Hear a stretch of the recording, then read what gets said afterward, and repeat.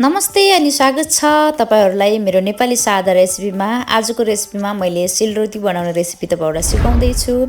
यो सेल रोटी चाहिँ तपाईहरुलाई एकदमै छिटो अनि छरितो अनि तत्काल बनाउनको लागि मैले आजको रेसिपी शेयर गर्दै छु। मन पर्छ भने तपाईहरुले भिडियो फलो गर्नु होला र आफूहरुले पनि छिटो अनि छरितो अनि तत्काल बनाएर चाहिँ सेल रोटी खाजा खान सक्नुहुन्छ।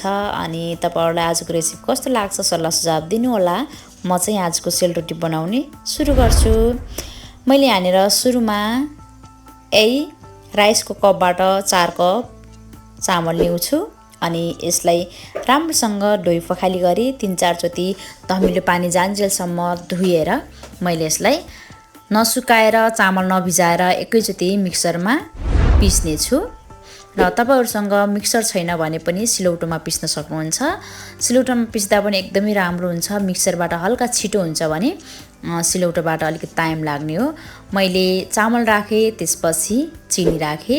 तपाईहरुले चिनी अहिले मिक्सरमै अनि सिलौटामै पिस्दा पनि हुन्छ भने पछाडी तपाईले अहिले नपिसेर पछाडी राख्दा पनि हुन्छ। र आज मैले सेलरोटीमा घिउ नराखेर यो जम्ने खालको पाम भन्ने तेल राख्दै छु।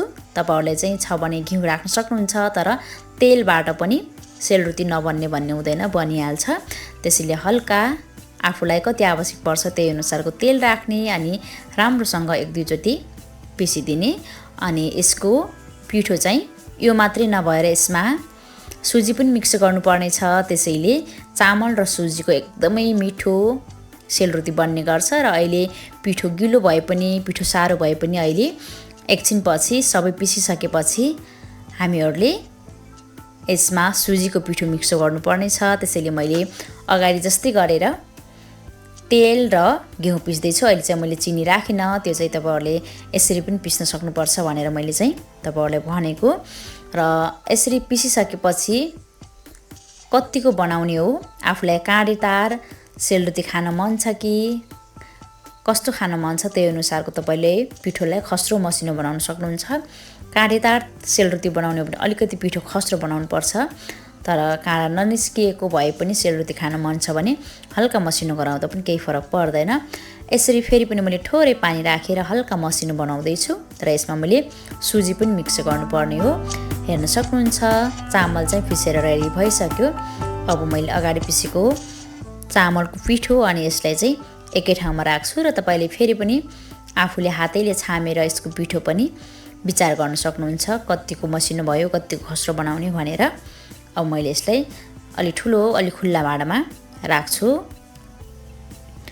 एकै ठाउँमा खनाएर मैले राखे। त्यसपछि अब यसमा मैले सुजी अनि चिनी अनि मसलाहरु मिक्स गर्नुपर्ने छ। मसला पनि मैले यसमा केही राख्दैन, सोप मात्रै राख्दै छु। तपाईहरुलाई चाहिँ गडी अनि छोडाहरु मन पर्छ भने तपाईले मिलाएर राख्न सक्नुहुन्छ। मैले 4 कप चामल पिसेको, त्यसैले 1 कपबाट मैले 2 कप सुजीको पिठो राख्दै छु। मैले सुजी पनि प्याकेटमै लिएको छु र यसरी 2 कप सुजी राखे। अब यसमा थोरै थोरै पानी राखेर अनि तेल पनि अलि कम भएको जस्तो लाग्छ भने तेल पनि मिक्स गर्ने अनि चिनी पनि तपाईहरुले गुलियो कति खाने त्यही अनुसारको चिनी पनि राख्न सक्नुहुन्छ। मैले अगाडि चामलसँग पिस्ने बेला थोरै राखे र अहिले चाहिँ 1 कप चिनी राखे। यति भएपछि ठिक भइहाल्छ। त्यसपछि मैले यो सेतो पानी चाहिँ मैले यो मिक्सरबाटै राख्दै छु। अगाडि मिक्सरमा चामलको पिठो पिसिएको त्यही मिक्सरको भाँडामै मैले पानी राखेर यहाँनिर पानी सेतो सेतो देखिरहेको छ। र मसलाको लागि मैले सोप मात्रै राखे।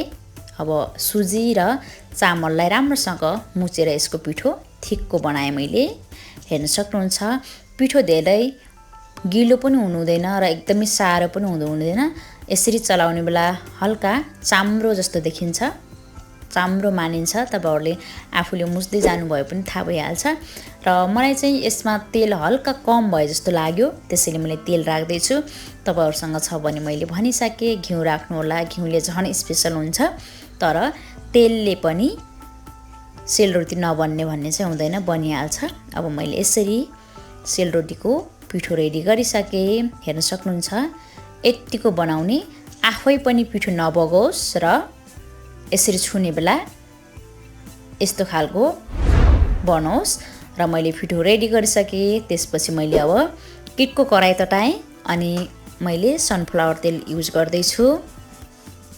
आफ्नो भान्सामा जे तेल छ त्यही प्रयोग गर्नु होला र तपाईहरुसँग सेलरोटी बनाउने सामान छ भने त भइहाल्यो। यदि सामान छैन भने पनि तपाईहरुले यसरी पालाहरुलाई राख्न सक्नुहुन्छ। अहिले चाहिँ बजारमा यस्तो खालको सेलरोटी बनाउने सामान आएको रहेछ। मलाई एकदमै सजिलो लाग्यो, त्यसरी मैले चाहिँ यसरी बनाउँछु।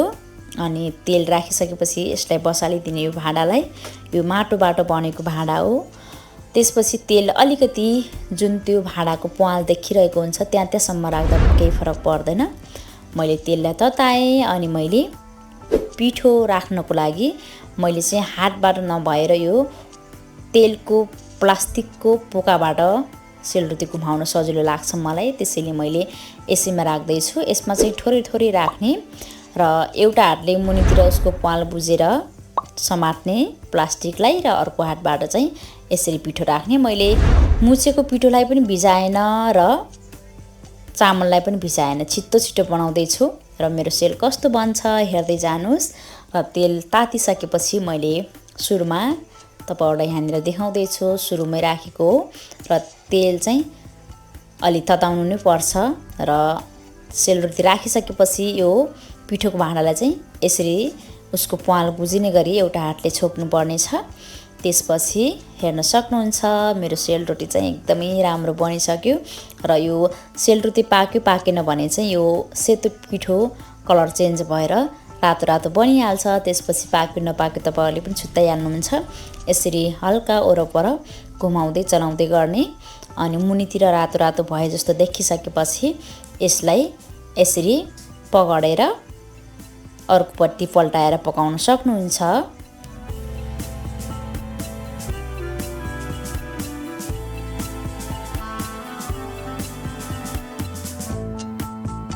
हेर्न सक्नुहुन्छ सेलरोटी चाहिँ पाकेर रेडी भइसक्यो र मैले यो मोमोको भाँडामा प्वाल प्वाल परेको भाँडामा राख्दैछु किनकि हल्का तेल भए पनि मुनिको थालीमा रहोस् भनेर फेरि अर्कोचोटि मैले यसै गरी घुमाउँदैछु। र तपाईहरुलाई हातबाट बनाउन आउँछ भने पनि हातबाट पनि बनाउन सक्नुहुन्छ। म चाहिँ हातबाट भन्दा यही प्लास्टिकबाट बनाउन सजिलो लाग्छ, त्यही भएर मैले यसरी बनाएँ। र यसै गरी तपाईले आफूसँग भएको पिठोहरु बनाउन सक्नुहुन्छ र पिठोलाई तपाईले नभिजाएरै अनि घाममा नसुकाएरै पनि तपाईले यसरी सेलरोटी रेडी गर्न सक्नुहुन्छ। अब यसै गरी तपाईहरुले पकाउन सक्नुहुन्छ।